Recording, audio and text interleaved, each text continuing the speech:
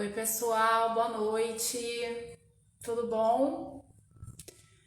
Então, como eu divulguei aqui no Instagram, vou começar agora uma live com a doutora Amanda Laudier, que é endocrinologista.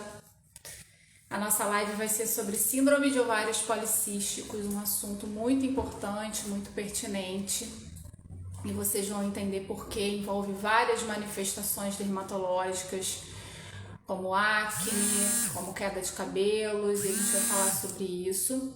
E a doutora Amanda vai estar aqui comigo falando o que é a síndrome de ovários policísticos, e a gente vai falar sobre os aspectos da endocrinologia e na dermatologia, tá? Vou chamar ela para entrar. Preciso que a Amanda entre. Não sei se ela já entrou.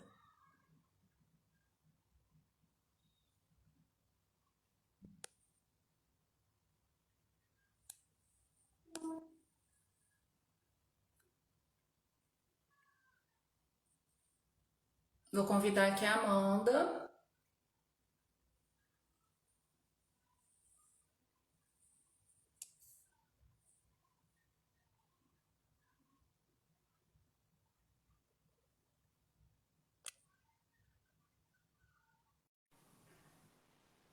Acho que agora vai.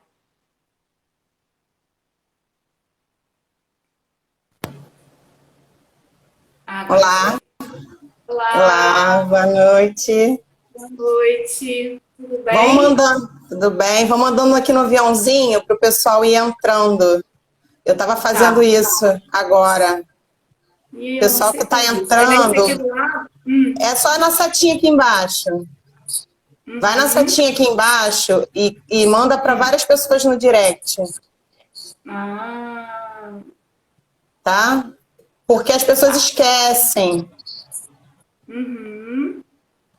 Aí o pessoal que vai Clicando aqui, entrando gente, também. ninguém receber. Ó, tô clicando aqui em todo mundo que tá aparecendo. Isso aí, mas é isso aí. Vai clicando em geral. Vamos chamar A geral. Mandinha é muito mais esperta que eu no Instagram. Ah, mas isso Obrigada. aí você vai pegando, né? Com o tempo você vai Sim. pegando. Mandei até para você, sem querer aqui. Foi. Pronto. Então, vou apresentar a Amanda para quem já me segue, para quem já me conhece. Amanda é endocrinologista do IED, tá? Ela é formada pela UFRJ, é mestre pela UFRJ e ela é responsável pelo ambulatório de endocrinologia feminina no IED, tá certo, Amandinha? Tá certo, né? Sim, sim. E Tá, não sou responsável, eu sou uma das integrantes uma do das entidades, ambulatório. uma preceptora do ambulatório de endocrinologia feminina. E a gente é especialista pela Sociedade de Endocrinologia, certo? E a gente Sim, vai ter esse papo aqui hoje sobre síndrome de ovários policísticos, que é um assunto super importante e que tem um encontro aí, né, da endocrinologia com a dermato nesse assunto. É uma queixa, é um diagnóstico comum, uma queixa, são várias queixas que chegam nos nossos consultórios e ambulatórios e que a gente acaba encontrando aí esse diagnóstico. E é uma síndrome que precisa ter atenção, que precisa ser tratada. exatamente. Antes disso, né, só lembrando aí do nosso encontro, que tem muitos anos que a gente se conhece, né, Gabi? Desde a época Verdade. lá Não sei nem de quando. plantão no Badim, quando a gente ainda estava em formação, cada um, a Gabriela já estava na segunda formação, né? E eu estava na minha formação ainda, fazendo aqueles plantõezinhos lá. E aí o tempo foi passando e a gente sempre foi conversando, vamos fazer uma live, e a gente já trabalhou em uma clínica que a gente trocava paciente, uma ligava para a outra para tirar dúvida, e a síndrome dos ovários policísticos era o assunto sempre que perpetuava entre a gente, né? Na troca de Sim. paciente, de investigação, de dúvida, de tratamento, então a gente sempre uma encaminhava para a outra. Então, eu acho que esse tema aí veio com muita história, né, para contar e muita bagagem que a gente tem em relação ao tratamento, né, da SOP. A gente vai falar de SOP, assim, para ficar mais fácil para as pessoas, mas se entendem que é a síndrome dos ovários policísticos. E que é o grande desafio, né? Que a princípio as pessoas não valorizam muito, né? Vou te dizer que muitas pessoas no consultório eu recebo por diversas queixas, por obesidade, doença tiroidiana, e quando eu bato o olho, eu falo assim, poxa, vem cá, alguém já falou para você que você pode ter isso? Ah, não, nunca ninguém me falou nada a respeito. E aí, muitas das vezes, eu faço diagnóstico. E no meu caso eu recebo muitas pacientes, muitas mulheres que vêm com uma determinada queixa dermatológica, por exemplo, mulheres adultas com acne, se queixando que não tinham tanta acne assim na adolescência e que passaram a ter. Muitas vezes uma acne que se concentra aqui principalmente na região inferior, e aí você vai examinando, observando essa paciente, você descobre outras coisas, outras queixas também. Ah, meu cabelo também cai, acho que está mais ralo. E não, a gente descobre que não é só tratar aquela queixa dermatológica. A gente conversando, fazendo anamnese, a gente descobre que tratar só a queixa dermatológica vai ser uma grande insatisfação ao longo do tempo. A gente não vai conseguir resolver o problema porque existe um problema maior. E aí é a mesma questão, né? Vamos investigar a síndrome dos ovários policísticos. Exatamente. O que acontece é que as pessoas elas se restringem, né, ao que elas observam, seja a acne, seja o excesso de pelos, seja a alopécia. E se você marca, né, se você é atendido por um profissional que tem uma visão restrita das coisas, ele não tem uma visão integrada, ampliada, vai passar o diagnóstico batido. E aí a gente vai falar um pouquinho sobre a importância de se ter esse diagnóstico, porque isso muda prognóstico, não é somente uma alteraçãozinha. Isso tem coisas por trás e consequências por trás, né? Inclusive de câncer, né? Então as pessoas aí vão ter um pouquinho de noção do que é isso e que faz-se necessário o diagnóstico preciso para o melhor tipo de tratamento e acompanhamento. Fala então pra gente, Amanda, o que é a síndrome de ovários policísticos para os pacientes que estão aqui, para os pacientes, para os seguidores que já estão aqui. O que é a síndrome não sei de se a maior parte aqui, não sei se é profissional médico, né? Acredito que sim, vai ter um ou outro paciente, mas eu vou tentar explicar de uma forma que todos consigam compreender, porque mesmo o médico às vezes não tem essa vivência, então eu vou tentar ser mais clara possível, e se não for, vocês podem colocar aí que não entenderam, fiquem tranquilos que não tem problema nenhum, eu falo de uma forma melhor, tento melhorar. Então, assim, é uma condição endócrino-metabólica em que existem algumas alterações que podem se constituir de um conjunto de sinais e sintomas. Essas alterações endocrinológicas, geralmente você tem na hipófise, né? Você tem os pulsos de GNRH, que é o hormônio que é um pró-hormônio que vai estimular a hipófise, que é a glândula considerada a glândula mãe, produz vários outros hormônios na nossa cabeça, e dali vai produzir LH, estimular a produção de LH e FSH pela hipófise. Com isso, esses hormônios vai estimular o ovário a produzir hormônios, dentre eles o hormônio feminino, né, o estrogênio, estradiol, e também a testosterona indiretamente. Então, assim, quando você tem a síndrome dos ovários policísticos, lá em cima, você já tem o pulso de GNRH diferente de uma pessoa que não tem. Então, como que é esse pulso? Esse pulso tem a mesma amplitude, porém, uma frequência mais elevada. Então, é mais rápido o pulso. Como se fosse um aparelho de eletro, né? Pá, pá, pá, pá, pá, pá, pá, é na SOP. Pá, pá, pá, pá, pá, pá, é fora da SOP. Então, essa mudança de pulso que a gente ainda não sabe, a fisiopatologia é muito ainda incompreendida, né? Mas, a princípio, essa mudança de pulso, de frequência de pulso, é responsável por, ao invés de você priorizar o FSH, que seria de uma pessoa sem a doença, você prioriza a produção de LH. Por isso que muitas vezes você vai ler na literatura, a relação LH-FSH maior que tanto. Hoje em dia não tem muito isso bem estabelecido, mas é mais um dado que corrobora para o diagnóstico, não é um critério, porém é mais um dado que corrobora para o diagnóstico. E aí esse LH, sendo mais estimulado, ele vai priorizar o estímulo à produção de testosterona, né, a partir do colesterol, progesterona, 17-hidroxiprogesterona, androstenediona e testosterona.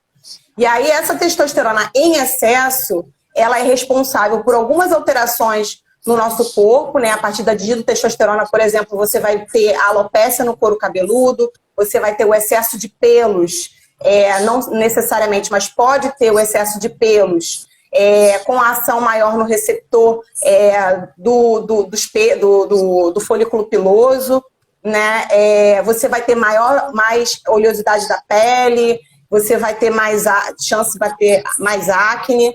Então, essa relação do GnRH, LH, testosterona é, a princípio, bem estabelecida. Além disso, tem o fator do próprio tecido gorduroso, ele mesmo produz citocinas inflamatórias, que também vão estimular tanto o ovário a produzir também testosterona, vão aumentar a produção de insulina, né, por conta da resistência à insulina, e também vão estimular a adrenal, que é uma outra glândula que também pode produzir hormônio masculino. Então, você tem várias vias aí em comum acordo se alimentando. Então, você tem um feedback positivo aí de uma coisa levando a outra, o aumento da testosterona levando a síndrome metabólica, a obesidade, a própria obesidade pelo tecido gorduroso, estimulando essas citocinas, que estimulam essas outras vias. Então, assim, tudo isso agindo e se retroalimentando, é responsável por algumas alterações, essas dermatológicas, como eu falei, a Gabriela vai falar um pouquinho mais para frente, mas também metabólicas, né? De aí risco de hipertensão, diabetes, a esteatohepatite não alcoólica, doenças tireoidianas autoimunes, distúrbios alimentares, que a gente tem visto com uma relativa frequência, distúrbio alimentar associado à síndrome dos ovários policísticos. Inclusive, uma das teorias para a questão do transgênero, né, excesso de hormônio masculino ali no receptor, poderia estimular a questão da anatomia cerebral e influenciar na questão da transgeneridade, isso é uma teoria também. Uma outra coisa que a gente também chama muito atenção, além dessas alterações metabólicas que vão poder levar no futuro a infarto, AVC, eventos tromboembólicos, também a câncer, né? Então, quando você tem a síndrome dos ovários policísticos, você não tem o que seria fisiológico do ciclo menstrual, e que a gente vai ter o pico do LH. Depois do pico do LH, o que vem na sequência? A progesterona. E o que a progesterona é responsável? Pela proteção endometrial. Igual quando a gente faz terapia hormonal na menopausa, a gente precisa usar estrogênio e também a progesterona para proteger o endométrio. Esse paciente com SOP, ela não tem geralmente tem falta da progesterona por falta do pico do LH, por conta daquela questão da diferença de pulso. E daí não tem ovulação, tem várias consequências, como a infertilidade, por exemplo, mas também a hiperplasia endometrial. Então, o endométrio começa a crescer, sem a progesterona causando aquela estabilidade. E esse crescimento pode levar a hiperplasia e, inclusive, a neoplasia endometrial, câncer. Além disso, esse hiperestímulo também pode levar à neoplasia ovariana. Então, hoje a gente já sabe que todas essas alterações podem ser consequências de curto, médio e longo prazo, e que, às vezes, a paciente fala assim, eu não me incomodo com meus pelos, tudo bem se eu tenho acne, nem reparei que eu tenho queda de cabelo. Ela pode não se importar, pode não ter sido o motivo que levou ela à consulta, por exemplo, ela foi por hipotiroidismo. Só que o que faz convencer essa paciente que ela precisa tratar? São todos esses fatores que eu te falei. Então, assim, não é que você vai sair listando igual uma psicopata, falando, olha, você vai ter isso, aquilo. Não é isso. Mas você falar de uma forma tranquila e esclarecedora, que se a pessoa não se importa, ok, mas que ela tem que ter ciência das consequências que isso pode ter para a vida dela. Então, eu costumo dizer que é um grande fator para convencimento, né?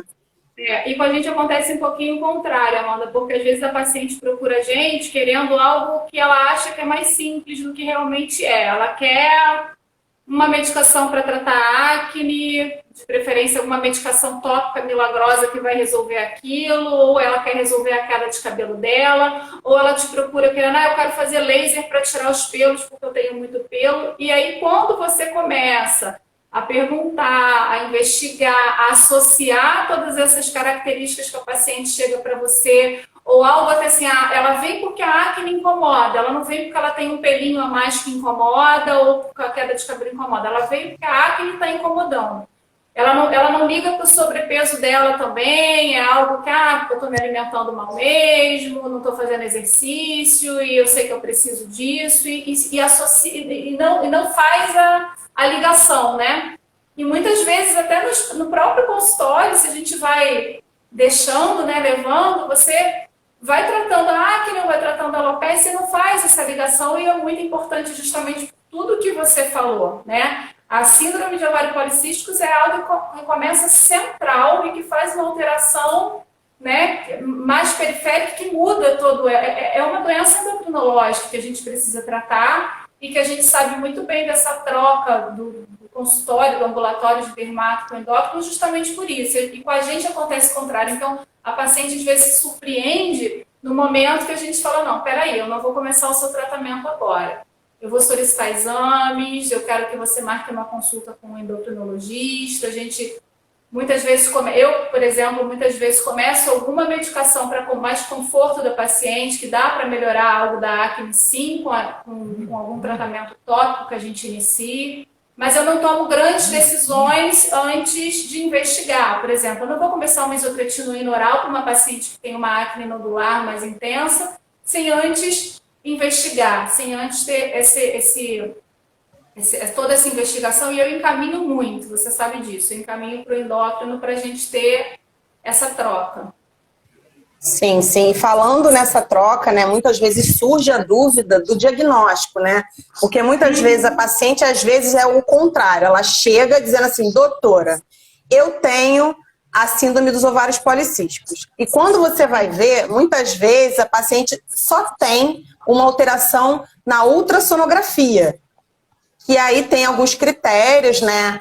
Critério ultrassonográfico para pontuar para a SOP, e a gente tem que deixar bem claro isso, é a presença dos micropolicistos, que na maioria esmagadora das vezes não vai vir 12 ou mais folículos, com 2 a 9 milímetros, aquelas coisas que a gente estuda, né? A gente não vai ver isso, a não ser que seja uma pessoa, um ultrassonografista com muita experiência que vai dar esse laudo. A princípio, eu devo ter visto 1 ou 2 vezes um laudo muito bem documentado. Em geral, vai ver só assim, presença de micropolicistos. E a paciente não tem excesso de pelos, ela não tem acne, ela não tem alopecia, ela não tem hormônio alterado no sangue, ela não tem irregularidade menstrual, ela só tem a presença do ultrassom. E aí, muitas vezes, o que eu percebo é que profissionais tratam o exame.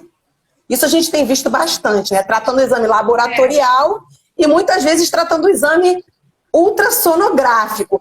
Doutora, mas eu já tô curada porque eu tomei o anticoncepcional e sumiram os meus cistos. Então é importante aqui, acho que várias que falam isso. Uma grande coisa que tem que ficar, né? Uma grande lição que tem que ficar é que ultrassom é um dado a mais para o diagnóstico, que existem algumas alterações que não só o micropolicistos, mas o volume ovariano também importa para o diagnóstico, que é o corte aí de 10 ml ou centímetros cúbicos. E que o objetivo do tratamento em nenhum momento é acompanhar o ultrassom e nem observar melhora ou sumiço desses micropolicistos, porque essa alteração anatômica é só a ponta do iceberg. Não me importa se tem ou não cisto, se continua ou tendo, porque isso não vai ter consequências sozinho. O que importa é o que tem por trás, a alteração metabólica, os riscos. Isso é que eu vou tratar, né? Eu não vou tratar a anatomia. Né? Então, isso acaba confundindo muito os pacientes, porque até o próprio profissional que não sabe, ele acaba passando informação errada para o paciente. E às vezes cria essa expectativa, né? Tem que sumir, não tem que sumir, ou relaxa porque sumiu, tô curada. Às vezes o paciente tem a síndrome e aí foca no sumiço disso e tá tudo bem, tá tudo resolvido. E não é por aí, né? É importante dizer que o diagnóstico, primeiro você tem que excluir várias causas que podem simular, né, a síndrome, né, como hipotiroidismo, como hiperplasia congênita da suprarrenal, como aumento da prolactina. Tem várias outras situações que podem simular e que pode ser SOP secundário, que a gente chama de SOP secundário, né, como doença de Cushing, como acromegalia, que são doenças mais raras da minha área, mas que são situações secundárias. Isso você tem que excluir para pensar no diagnóstico de SOP, né? Você só fica com esse diagnóstico quando você exclui essas outras possibilidades, senão você papa a mosca no diagnóstico verdadeiro, né? Você fica com esse, mas na verdade não é esse.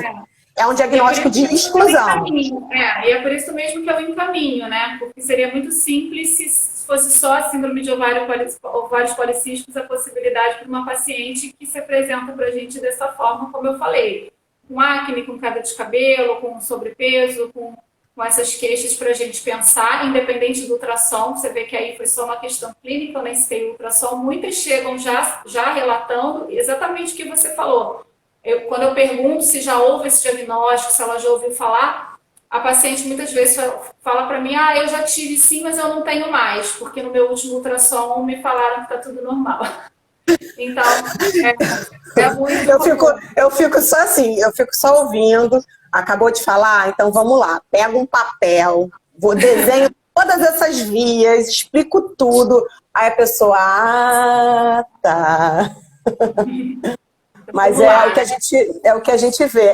Eu espero a pessoa falar tudo que ela acha que tem que falar, né? Inclusive o que os outros médicos falaram, porque elas acabam replicando, né? Mas é importante a gente ter em mente que a gente precisa ter os critérios muito bem estabelecidos, né? E cada critério tem todo um detalhe. Por exemplo, não é qualquer irregularidade menstrual. Você tem que saber como que é o intervalo do ciclo menstrual. É menos de 21 dias? É mais de 35?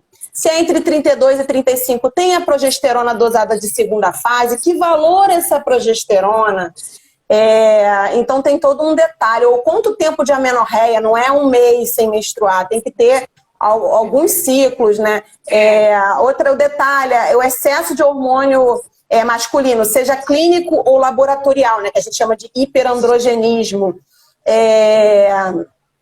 Em relação a isso, tem toda essa clínica que a gente já falou, de acne, alopécia, hirsutismo, né, que é o excesso de pelos. Além disso, o hirsutismo também tem sua pontuação. Então, como é que é a classificação do Ferriman dessa paciente? É um hirsutismo isolado ou é um hirsutismo que pontua, que é no mínimo 8 para pontuar na escala? Qual é o grau desse hirsutismo? Ele é leve, ele é moderado, ele é grave. Por quê? Porque o grau de hirsutismo ele tem relação, tem uma leve correlação com a causa, né? Então, o hirsutismo grave, a gente pensa em causas mais sérias, principalmente causas tumorais. Não necessariamente vai ter, mas a gente tem que pensar mais e tem que excluir, inclusive, por imagem, né? Fazer tomografia de adrenal, ressonância de ovário, porque o hirsutismo grave geralmente se correlaciona com algo com mais significado clínico,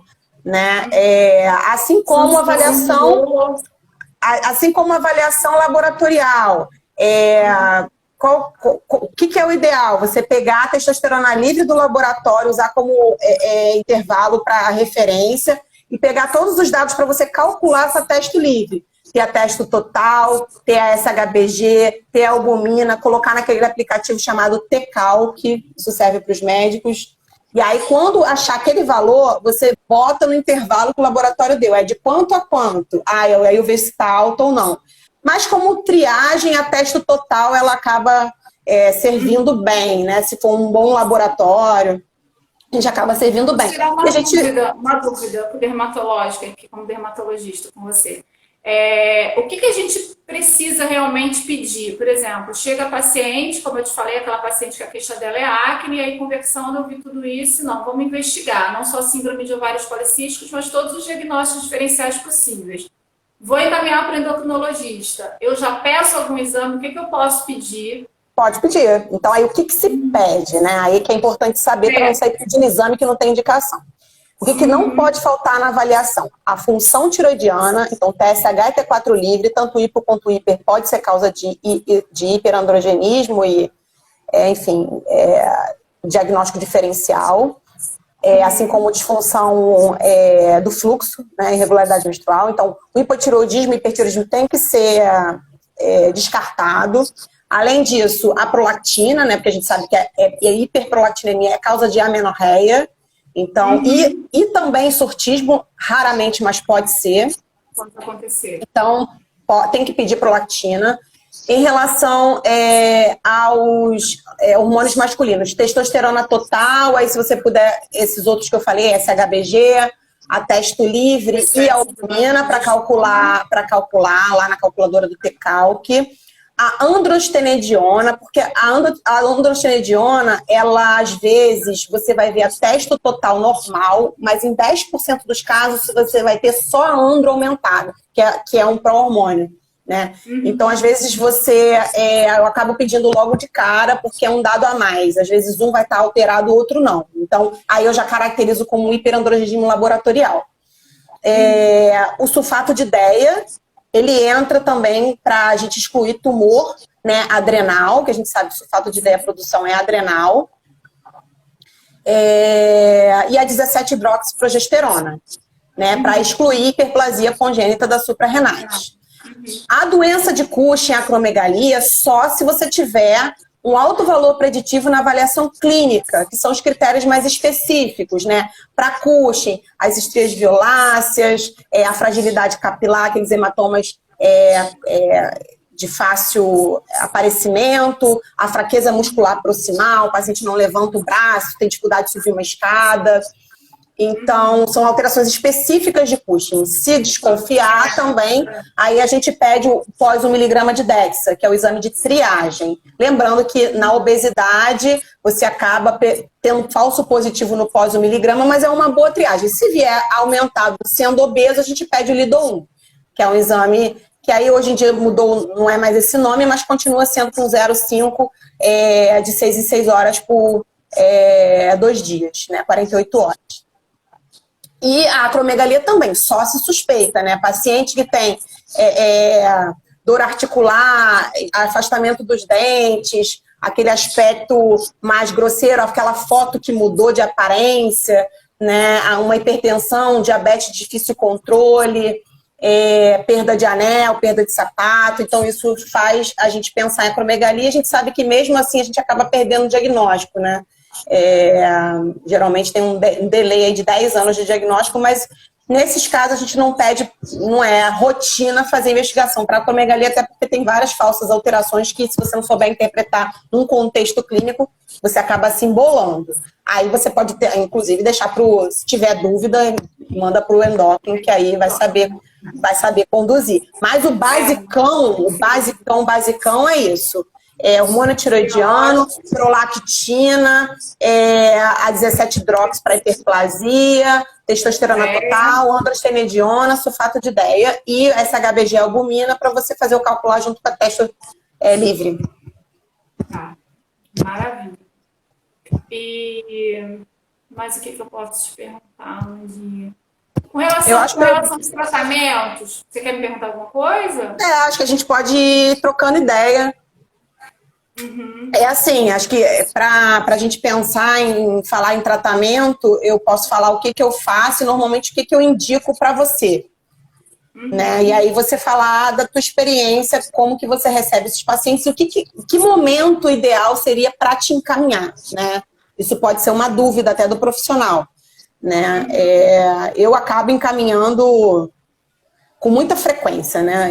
Se eu penso em encaminhar, eu encaminho. Com muita frequência e bem precocemente. Na verdade, na maioria das vezes, na primeira consulta, quando a gente tem essa suspeita, eu já converso, eu já solicito exames e eu já encaminho para ter essa troca e para não começar um tratamento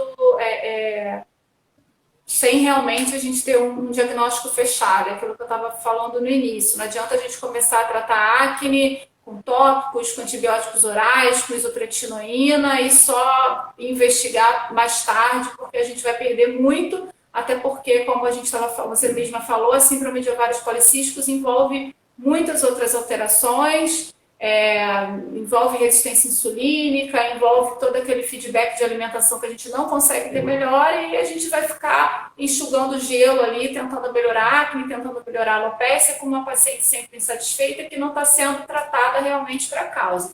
Então, eu encaminho bem precocemente. E aí eu tenho esse feedback do endócrino, né? No seu caso, te encaminho muito, que já começa se tem esse diagnóstico, né, que já me passa, realmente fechou o diagnóstico, já tive paciente que fechou o diagnóstico, na verdade, para hiperplasia de suprarrenal, e que começou o tratamento, e que é aí que a gente realmente começa a ter a melhora. Começa a ter a melhora da acne, começa a ter a melhora, e eu gosto de escolher junto com o endocrinologista, é sempre uma dúvida que eu tenho, o que é melhor para aquele paciente, porque depende também do momento daquele paciente, o que ele quer para aquele momento. Não é todo paciente que eu vou começar um anticoncepcional, eu não começo anticoncepcional para o paciente, eu não escolho o que começar. Ou eu deixo para endócrino, ou eu deixo para gineco, eu encaminho muito para gineco também, eu faço, na verdade, toda é multidisciplinar, né? Essa avaliação multidisciplinar, então eu deixo com o endócrino e com o gineco para escolher o melhor anticoncepcional. Eu sei quais usar, mas eu deixo para esse profissional, para o especialista decidir. Se a gente vai começar ou não a espironolactona, eu ia até te perguntar, cheguei a te falar sobre a metformina, em que momento ela entra, se ela só entra para paciente que tem sobrepeso, que já tem realmente um diagnóstico ou sinais de resistência insulínica ou não, ou a gente começa por outros motivos para o paciente com síndrome de ovário policístico. Isso é uma dúvida que eu tenho. Então, assim, em relação a tratamento, né, depois que você tem o diagnóstico fechado, o tratamento, assim, que não pode faltar é a mudança de estilo de vida, porque quando os alunos pensam em tratamento, eles respondem sempre remédio, né, e acaba pulando, acha que é óbvio, mas não, gente, não é óbvio, até para o paciente não é óbvio. Então, mudança do estilo de vida é martelar na cabeça isso em toda consulta. E não é só falar assim, faz exercício e se alimenta bem. Não é. Você vai ter que falar detalhes. Qual é o tipo de exercício? Qual é a frequência? Qual é o tempo? Então, assim, o que a sociedade recomenda, o que o guideline recomenda, que não tem diferença para a população em geral, seria um mínimo de atividade física aeróbica, 150 minutos de aeróbico, a 300, né? Saiu uma nova resolução no passado do OMS, por semana, e aí distribuído no máximo de tempo possível, né? De preferência os 5 dias na semana, com 60 de força muscular. Em relação à dieta, não existe nenhuma diferença em relação à dieta que se recomenda como saudável para as pessoas. Isso eu não estou falando paciente diabético, né? Que aí é outra categoria. Não existe uma diferença em relação à dieta, em relação ao equilíbrio dos macronutrientes entre carboidrato, proteína e gordura, distribuídos ao longo do dia para quem tem SOP e quem não tem SOP.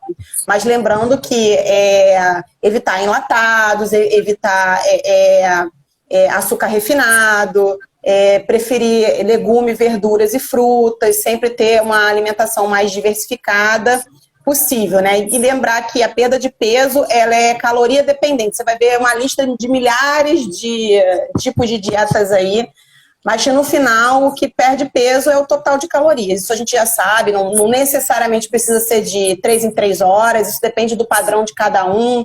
Se vai tentar jejum intermitente também depende do padrão de cada um, mas que no final das contas o balanço energético é que conta para perder peso. Então a mudança de estilo de vida é fundamental, além de orientar, reduzir bebida alcoólica, que a gente sabe que interfere no metabolismo, né, tanto na parte de fatores de risco quanto do peso. E o tabagismo também, porque inclusive o próprio cigarro vai interferir no tipo de anticoncepcional que você vai escolher, dependendo da quantidade de cigarro que você fuma por dia, né? Que aí o ponto de corte é de 15 cigarros dia. Acima disso, e uma idade de 35 anos já vira contraindicação absoluta para anticoncepcional combinado. Então, quando a gente fala de tratamento, além da mudança do estilo de vida, o anticoncepcional combinado, ele é o padrão ouro, o melhor tratamento que tem. E aí, você não pode deixar de considerar, mesmo que seja o melhor tratamento, se é o melhor tratamento para a sua paciente. E quem é a sua paciente?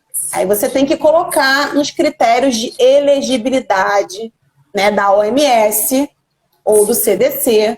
Lá vai ter uma lista do que é contraindicação absoluta, o que é contraindicação relativa ao anticoncepcional combinado. Lembrando que o combinado existe injetável, existe oral, existe anel.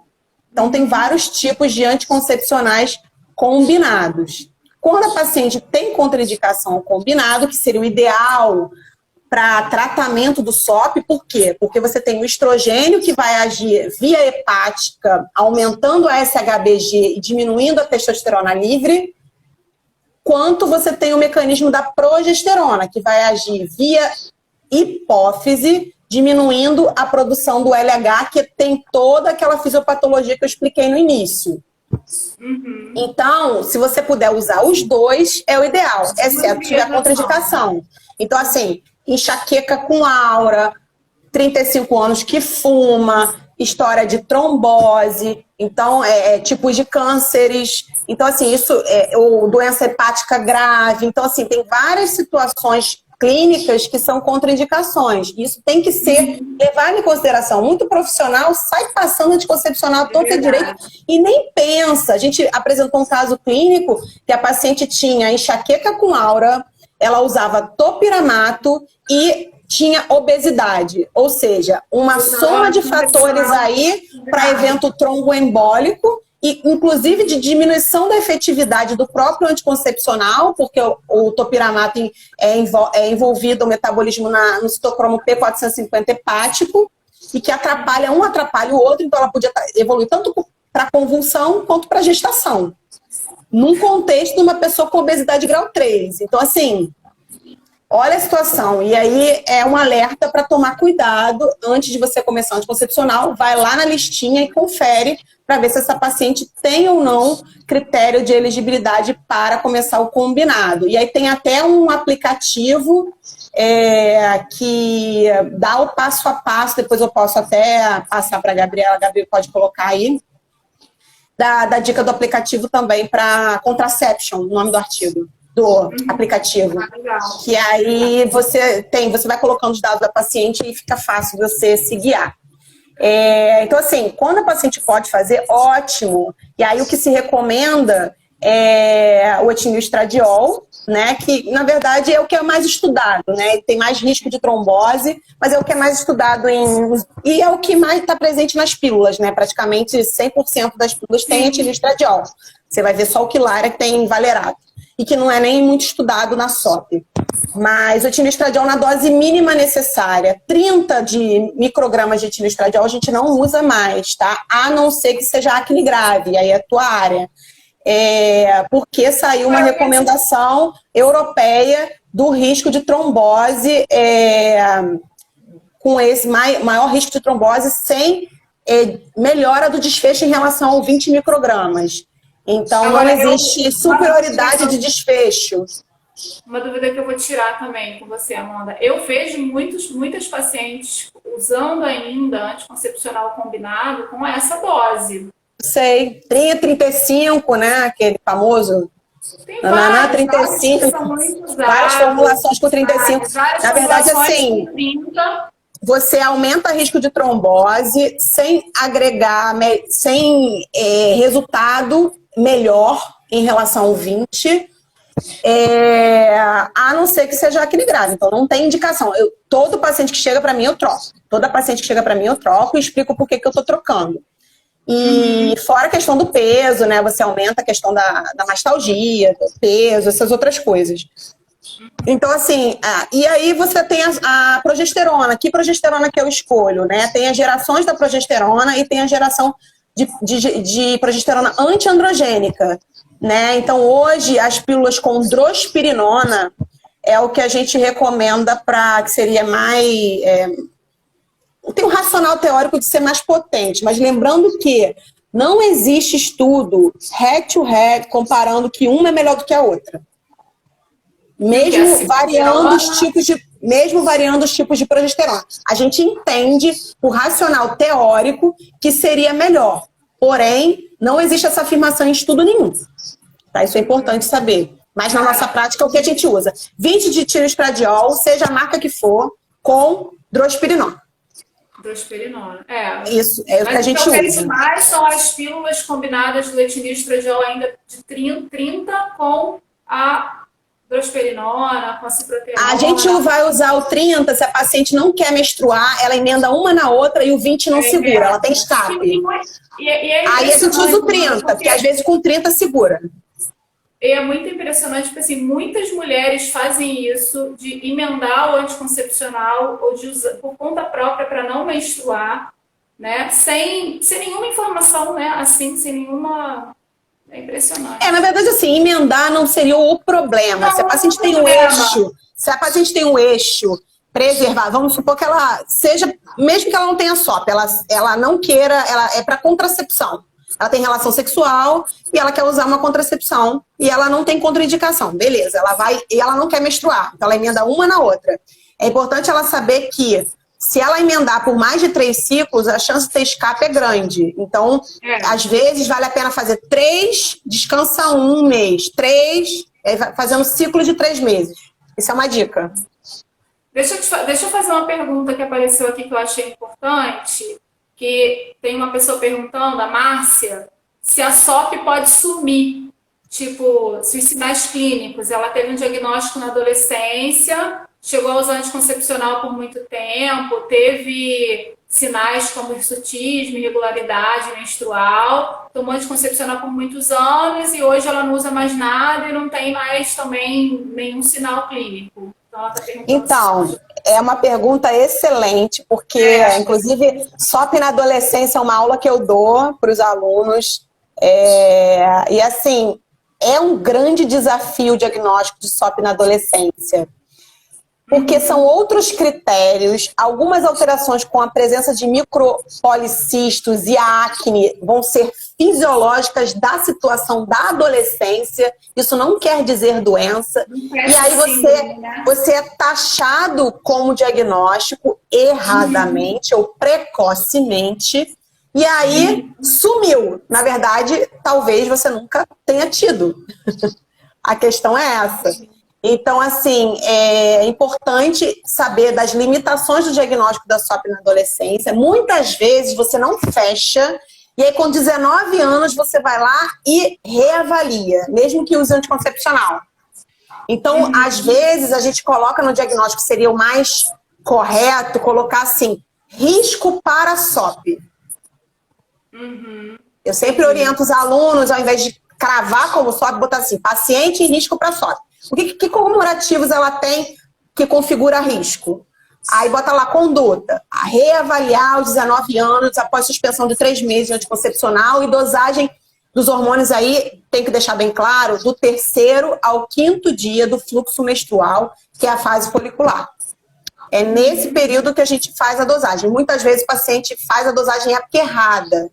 E aí fica a dica para vocês. Às vezes o paciente está em amenorreia, ou seja, um tempão sem menstruar. Aí você não tem escolha, você vai coletar em qualquer situação. Mas o paciente que ainda cicla, no 3º ou 5º dia do fluxo. E aí ultrassom no final do fluxo menstrual.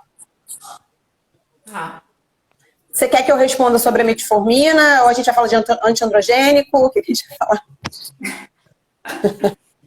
Sei. A dúvida da metformina era se você só prescreve no caso da paciente que realmente tem sobrepeso, que já tem um diagnóstico de resistência insulínica ou não, se tem alguma outra função na... É uma dúvida... Do estímulo de ovulação, se isso realmente acontece, eu tenho essa dúvida. É uma dúvida que eu tinha, né? Já com o tempo já fazendo bloco feminino, eu continuava com essa dúvida. E era uma dúvida da equipe, tá? Você tem ideia? Não é uma coisa simples, não. E aí, uma outra coisa que surge a dúvida, por quê? Porque ao longo do tempo vão surgindo os artigos e as condutas vão mudando. Aí sai no guideline que é para fazer, depois sai no guideline que não é para fazer. E aí você fica meio confuso, né? Quando eu faço, quando eu não faço. Enfim, quando eu fui analisar, isso aí não mudou até agora, né? Isso tem uns 2 anos, quando eu dei essa aula. E aí fui pesquisar bastante sobre o papel da metformina, né? O que se tinha na literatura e o que se tem até hoje em guideline, né?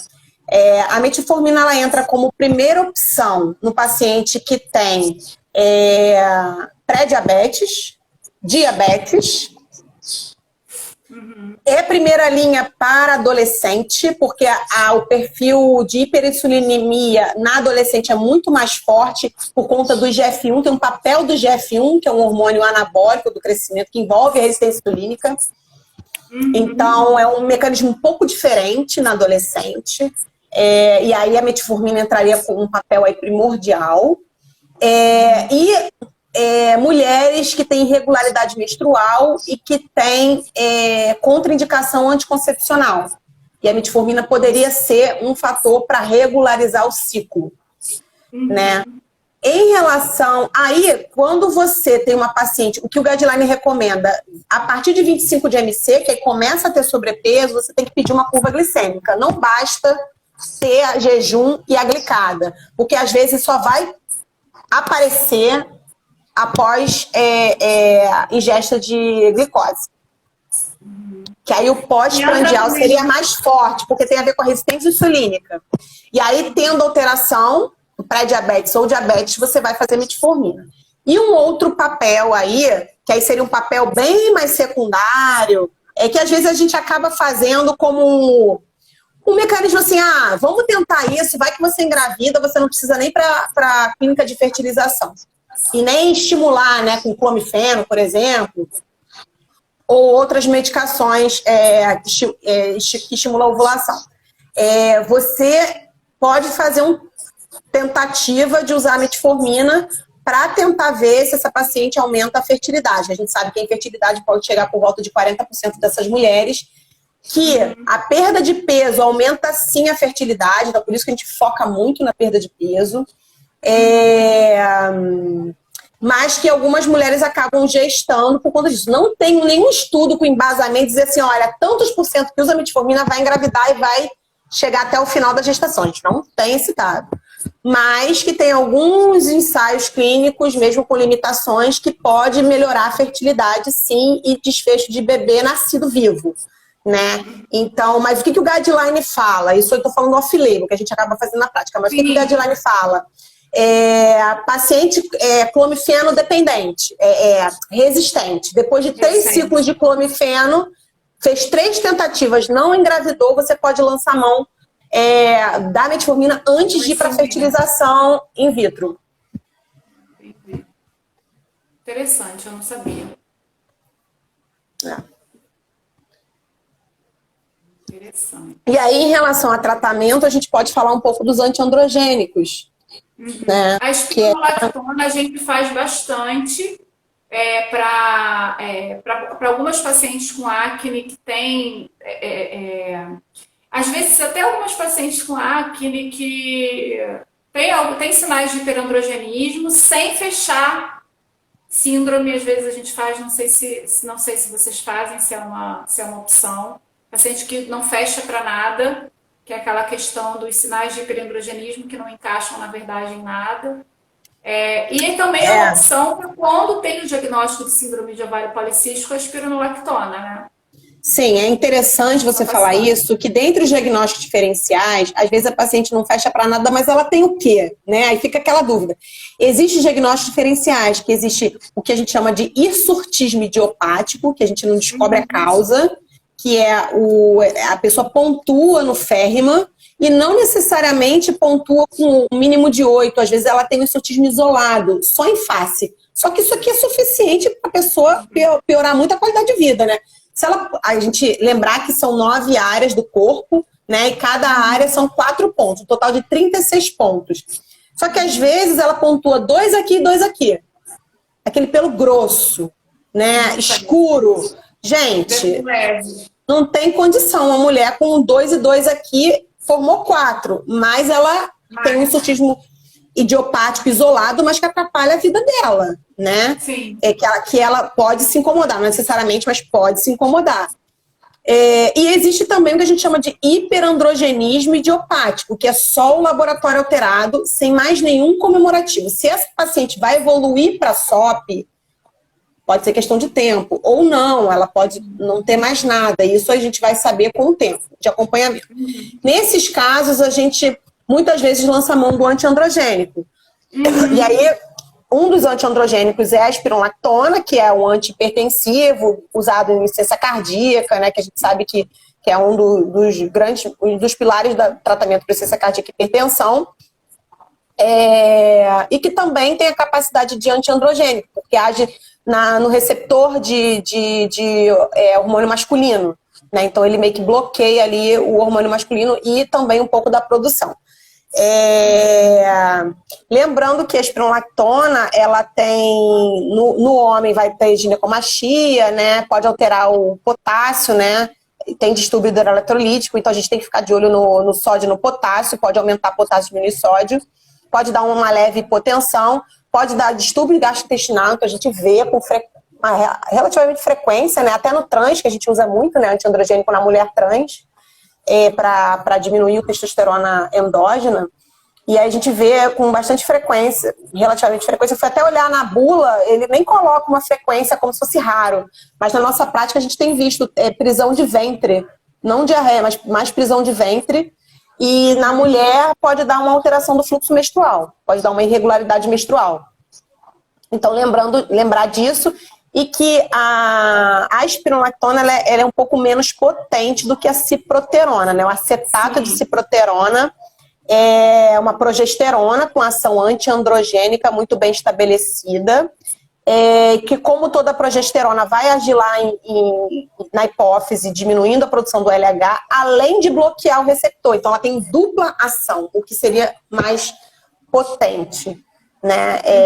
E aí tem algumas questões da ciproterona, né? A ciproterona não é usada nos Estados Unidos pela hepatotoxicidade, pode dar edema, tem alguns estudos falando de trombose, mas que outros com dose alta meningioma. Então, assim, se for feita numa dose segura, que é de 25 a 50, a gente vê uma resposta excelente para os pelos. E aí eu queria te perguntar, Gabi, quando a gente faz um antiandrogênico, quanto tempo a gente espera para pensar assim, eu acho que a gente tem que mandar para dermato, tem que avaliar para fazer laser. E aí fala um pouquinho disso para a gente, a questão do ciclo do pelo, qual o racional teórico do antiandrogênico, o que a gente espera de resposta, né?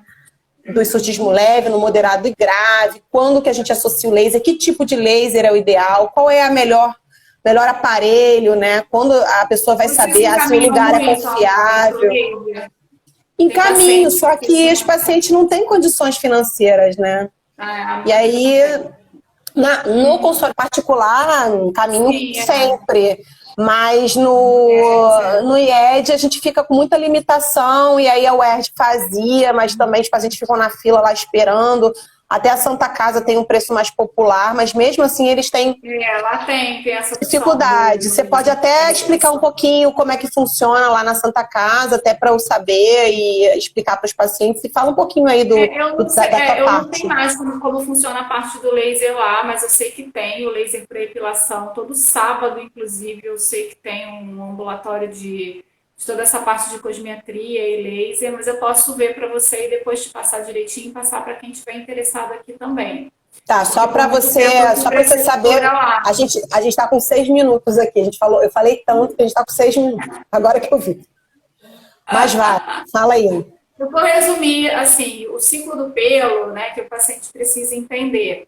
O ciclo do pelo, ele leva mais ou menos o anágeno, né? Ele leva mais ou menos, ele leva de 4 a 8 semanas. Para quando você tira o anágeno, quando você até que ele volte, ele leva de 4 a 8 semanas, mais ou menos. E o ciclo do pelo completo, desde o momento que ele evolui para repouso e queda, leva cerca de 3 meses. Então, a gente geralmente recomenda começar o tratamento, eu recomendo começar o tratamento de epilação cerca de 3 meses depois de você começar o tratamento com os antiandrogênicos. E uma vez que o paciente começou a fazer a epilação com laser, ele vai fazer a cada 4 ou 8 semanas, não adianta antes disso, porque não vem o anágeno novo, e assim, a gente precisa ter o pelinho ali crescendo de novo, com aquele pigmento, com aquela melanina ali do pelo, para a gente poder ter resultado. Outra coisa que é importante saber, quanto mais grossinho o pelo e quanto mais escuro, melhor vai ser a resposta com o laser. O laser que eu acho mais satisfatório é o laser diodo mesmo, que eu até te mandei, né, Amanda, uma aula que eu dei sobre isso num congresso, que fala justamente sobre hirsutismo, sobre hipertricose e a questão mesmo do laser. Não adianta, a gente não tem boa resposta quando o paciente, e eu sempre converso isso com os pacientes que querem tirar pelinho do rosto, né, excesso de pelo, quando é mais grossinho mesmo, que precisa iniciar esse tratamento, que precisa fazer investigação, senão a gente não tem sucesso. Sempre converso com o paciente que muitas vezes essa epilação ela não é definitiva, ela é uma epilação, a gente não pode afirmar que aquilo vai ser definitivo no paciente que tem alguma alteração, né, que já tem algum diagnóstico, porque vai depender muito da adesão também ao tratamento com esses antiandrogênicos, da adesão ao tratamento que o endocrinologista vai fazer, para ele ter uma boa resposta, né? E assim, a gente não pode afirmar que aquela depilação vai ser definitiva. Então, todos esses fatores, mas tem uma resposta muito boa, tem uma resposta prolongada, principalmente, e aí para animal, o pessoal que tem os pelinhos mais escuros, né, os pelinhos mais grossos, são nesses pelos é que a gente vai ter uma resposta melhor. Nos pelos finos e nos pelos muito claros, a gente não tem uma resposta muito boa com a epilação. E aí, para quem for fazer, né, procurar algum lugar, esse tipo de laser que é o diodo, e aí tem algumas máquinas, vou falar aqui sem conflito de interesse nenhum, tem o Lightyear, tem o Soprano, que são bons lasers, que são os lasers de iodo, que a gente vai ter uma resposta muito boa de epilação para todos os fototipos. Sim. E em relação à alopécia, você quer falar rapidinho para a gente finalizar? Bom, a alopécia feminina ela tem um padrão diferente da alopécia masculina. Eu acho que isso é importante para a paciente observar. Né? Muitas vezes ela vai. A rarefação da alopecia androgenética, se ela começa precocemente por causa dessas alterações hormonais, a queixa principal é uma rarefação aqui no centro do couro cabeludo, nessa região frontal, diferente do homem que começa, que a queixa principal são as entradinhas, é o recesso temporal que vai aumentando e essa região da coroinha. Na mulher não é assim que acontece e pode podem acontecer duas formas, na verdade. Por causa de todas essas alterações, até com o início do tratamento, pode acontecer uma queda aguda que a gente chama de eflúvio, que geralmente é uma queda passageira, tá? E aí depois, em algum outro momento, a gente pode falar mais sobre isso. E a precipitação de um quadro de alopecia androgenética, por causa da ação desses hormônios masculinos no folículo, e que tem esse padrão de começar uma rarefação aqui nessa região central. E começar o tratamento antiandrogênico melhora bastante, inclusive a gente faz, independente do diagnóstico de SOP, a gente faz antiandrogênicos nesse tipo de alopecia. Sim. Então a gente acho que pode ir finalizando aos poucos para a gente não sair sendo cortada, né? A gente acabou se atropelando. É muito longo, né? Gente, muita coisa para falar, cada caso é um caso, então assim, rende aí muito assunto. Mas é importante a gente agradecer todos que estavam aqui presentes. Obrigada, gente. Um pouquinho. Eu não vi muita interação, então não sei se o tema foi muito complexo, acho que vocês podiam dar um feedback aí pra gente, só pra gente ter uma noção. Porque só houve a pergunta da Márcia, né? Não sei se foi muito complexo, enfim, mas que fique aí o ensinamento, né, de se preocupar com o diagnóstico correto, de, na dúvida, sempre pedir ajuda, encaminhar. não tratar exame, né, tratar a doente e as particularidades dessa paciente, né? Qual é o poder aquisitivo dela, qual é a realidade dela, qual é o E objetivo não tratar dela, senão o sintoma, né? Tratar o paciente. como um todo, né? Não só o que você está vendo ou o exame. Então, a gente tentar ter uma visão mais integrada, né, de tudo que está acontecendo com A ela e medicina sempre integrar com outras especialidades, né? Que eu acho que isso que é a grande lance, porque você acha que é óbvio, não, eu sei tudo. Quando você vai conversar com um colega, você, nossa, eu estava fazendo tudo errado. Então, assim, eu costumo perguntar bastante, eu adoro fazer troca com outras especialidades, porque isso é muito rico e quem ganha, além da gente, é o paciente. Com certeza. Para mim mesmo surgiram dúvidas aqui quando eu comecei a ler mais sobre a nossa live, sobre a metformina, inclusive, foi uma dúvida que surgiu. Isso é muito bom. Obrigada, Amanda. Adorei nosso papo. Vamos fazer outra, né? Vamos. Em breve vai ter outra aí que a gente vai lançar. Vamos divulgar. Se vocês puderem divulgar também. Obrigada a todo mundo aí que ficou até o final. Obrigada, gente. Obrigada quem entrou. E se surgir alguma dúvida também que ficou, podem mandar no meu Instagram, no Instagram da Gabi. Eu também. Que a gente. Fica à disposição. Sim. Tá bom? Tá bom? Beijo. Tchau, gente. Boa noite. Tchau, pessoal. Tchau. Beijão. Beijo.